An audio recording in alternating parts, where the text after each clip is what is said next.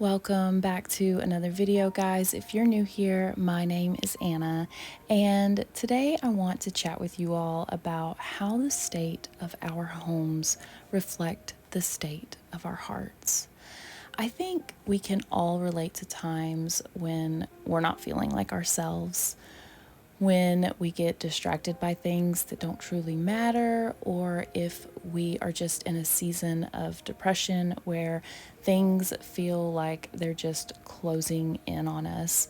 Or maybe you're always a pretty stable person, but you know someone or love someone who is dealing with these things. And when you go to their home, you witness the chaos that's in their hearts visually. It's like what they are dealing with manifests into their home life. The Bible talks a lot about the heart being the core of who we are. Proverbs 4:23 says, "Above all else, guard your heart, for everything that you do flows from it." It's like our hearts are the control centers of our lives. If our hearts are in a good place, our actions and our environments will reflect that.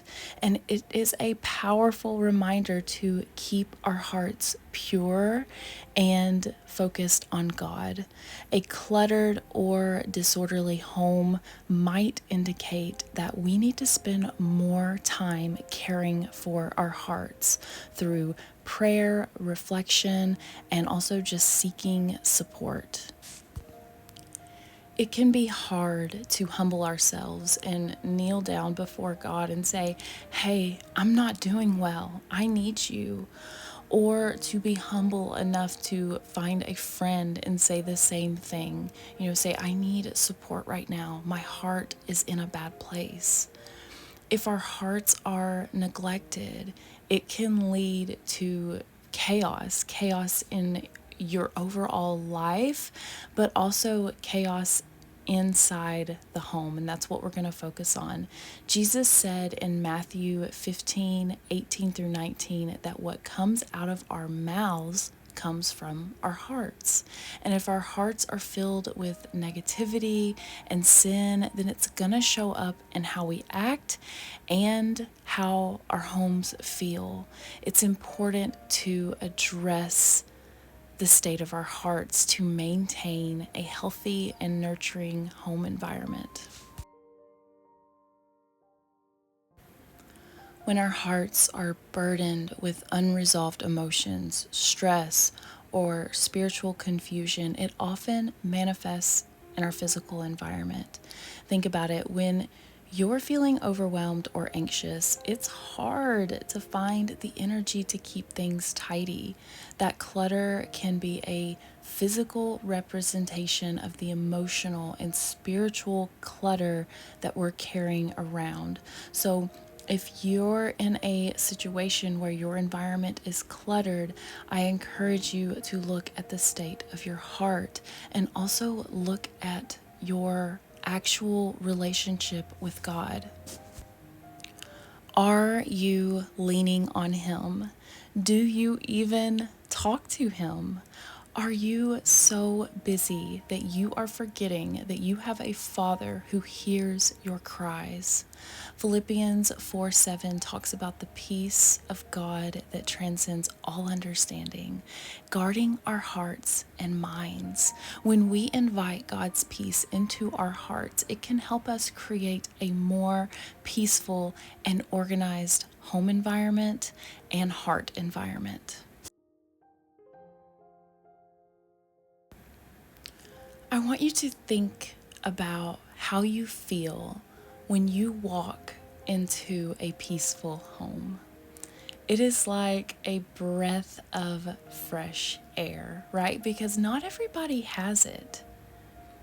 A peaceful heart creates a calm, serene environment. It is a place where everyone feels safe and loved and at ease. And there are ways that we can achieve that. And one of them is discipline. Discipline is one of the most important things when it comes to our spiritual lives. 1 Corinthians 14:33 says, "For God is not a God of disorder, but of peace." Maintaining a tidy home requires discipline and order, which can be challenging when our hearts are not in the right place. And that's why we have to have discipline and order when it comes to reading God's word. When we cultivate discipline in our spiritual practices, it can translate into more disciplined habits in our daily lives, including how we manage our homes.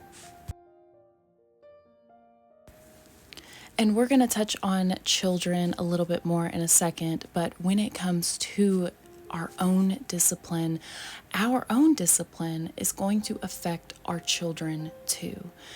To create a home that truly reflects a Christ-centered heart, we need to be more intentional about our spiritual practices.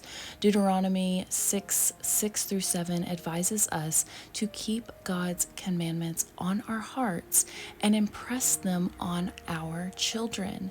How we maintain our home is going to have a huge impression on our kids and how they handle their lives when they're out on their own. The things that they saw you do and the things that you teach them matter so much right now, and they will carry it with them.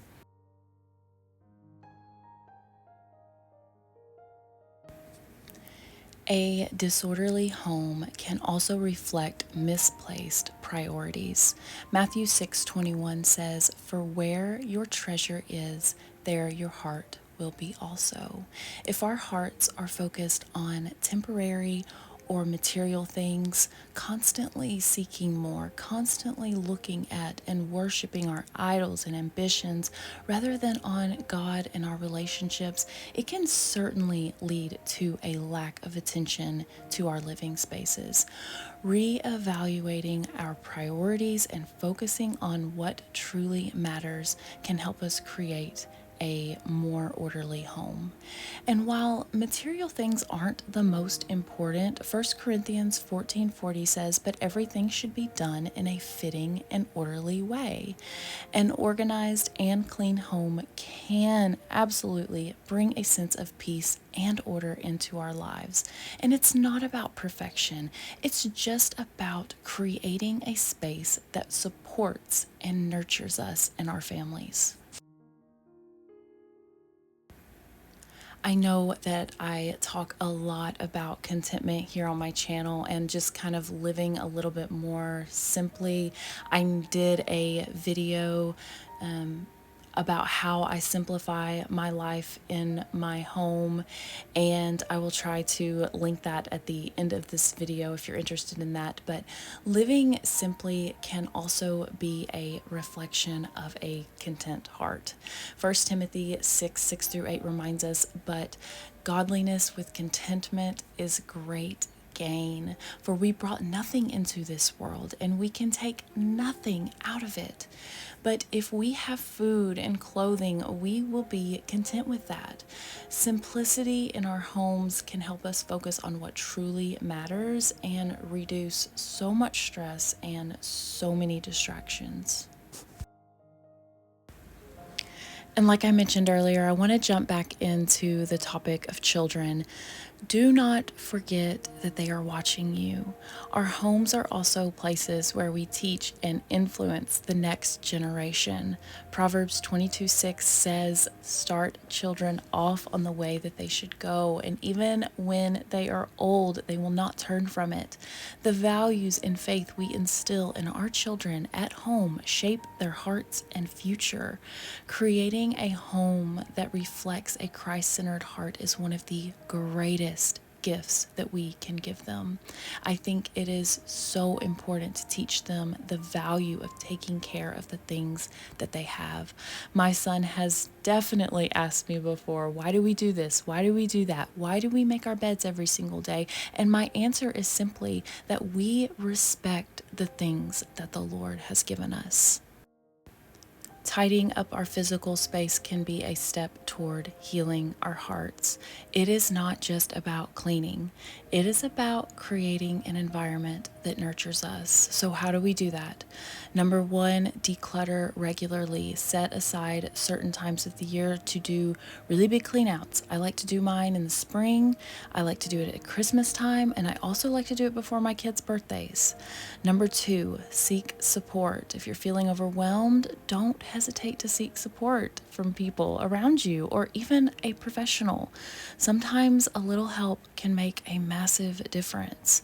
Number three, spend time in God's Word every single day. And it doesn't have to be long, it can be just a few minutes, and it's very powerful.